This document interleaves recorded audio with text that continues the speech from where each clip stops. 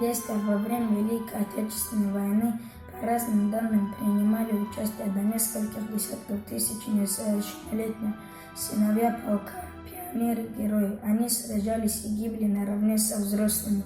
За боевые заслуги награждались орденами и медалями. Образы некоторых из них использовались в советской пропаганде как символы мужества и верности Родине. 5 несовершеннолетних бойцов Великой Отечественной были удостоены высшей награды и звания Героя СССР. Все посмертно оставшись в учебниках и книжках детьми и подростками, этих героев знали поименно все советские школьники.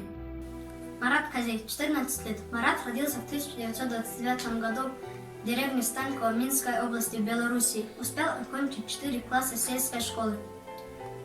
В 1941 году, когда Белоруссия стала оккупированной территорией, Анна Козей, мать маленьких Ариадны и Марата, пряталась в районных партизан, за что была казнена немцами. А брат с сестрой ушли в партизаны. Ариадну впоследствии эвакуировали, но Марат остался в отряде. Наравне со своими старшими товарищами он ходил на разведку как в одиночку, так и с группой. Он участвовал в рейдах, подрывал эшелоны. За бой в январе 1943 года, когда раненый он поднял своих товарищей в атаку, он пробился через вражеское кольцо. Марат был награжден медалью за отвагу. А в 1944 году в мае при выполнении очередного задания около деревни Харамицкий, Минская область, 14-летний боец погиб. А в 1965 году Марату Козею было присвоено звание Героя СССР. Зина Портнова, 17 лет, родилась в 1926 году в Ленинграде. Окончила там 7 классов и на летние каникулы поехала отдыхать к родственникам в деревню Зуя, Витебской области, Белоруссию.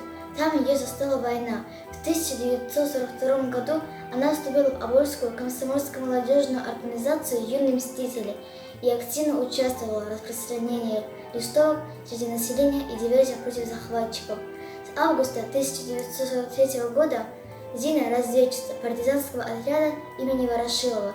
В декабре 1943 году ей дали задание выявить причину провала организации «Юные мстители» и наладить связь с подпольем.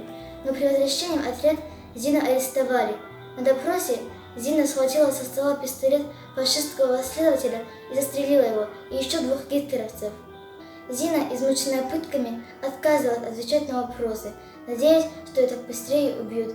Однажды на тюремном дворе заключенные увидели, как совсем седая девочка, когда ее вели на очередной допрос, прыгнула под колеса проезжавшего грузовика, но машину остановили и девочку вытащили из-под колес.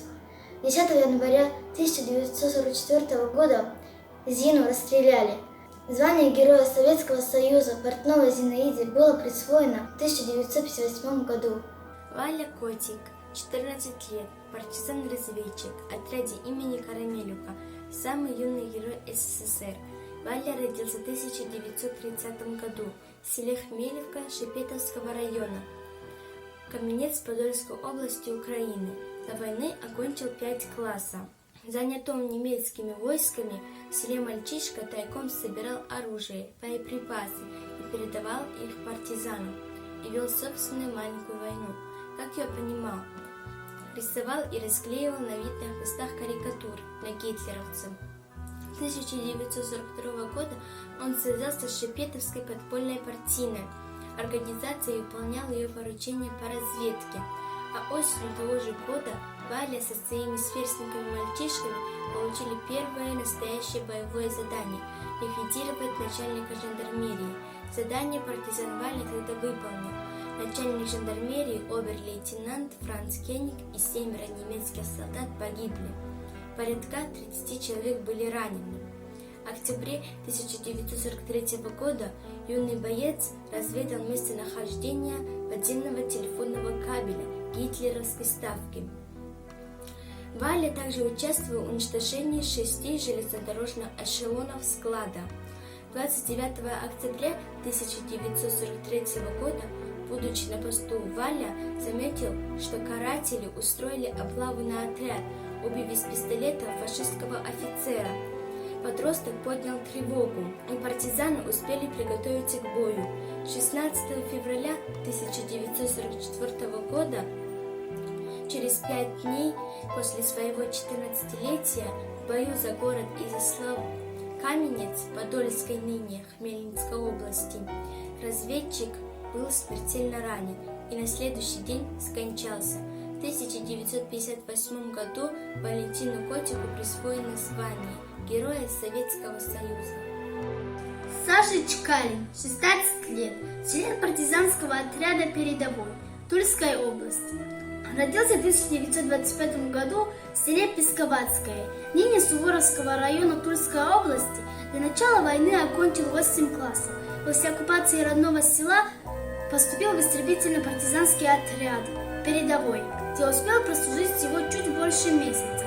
В ноябре 1941 года партизанский отряд нанес фашистам значительный урон. Горели склады, взрывались машины, шли под откос вражеские поезда. В начале ноября 1941 года Саша простудился и слег. Комиссар разрешил ему отлежаться у проверенного человека, но нашелся предатель, который выдал его. Ночью фашисты ворвались в дом. Чекалин только успел схватить гранату и бросить ее, но та не взорвалась. Через несколько дней пыток фашисты повесили подростка на центральной площади Лихвина и более 20 дней не разрешали убирать с виселицы его труп.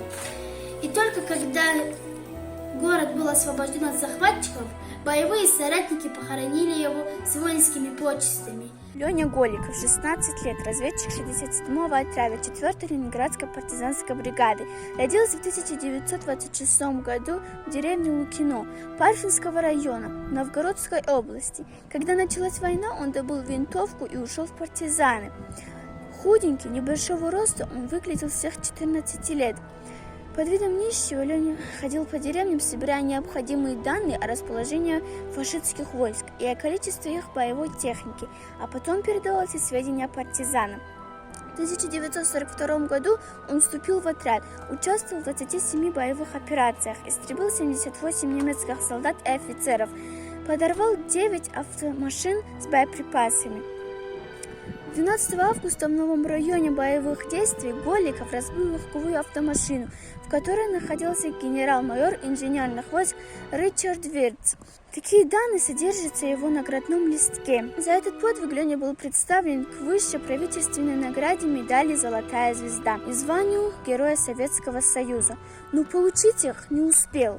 С декабря 1942 по январь 1943 года партизанский отряд, в котором находился Голиков, жестокими боями выходил из окружения. Выжить удалось лишь нескольким, но Лени среди них не было. Он погиб в бою с карательным отрядом фашистов 24 января 1943 года у деревни Острая Лука Псковской области, не дожив до 17 лет. Мне кажется порою, что солдаты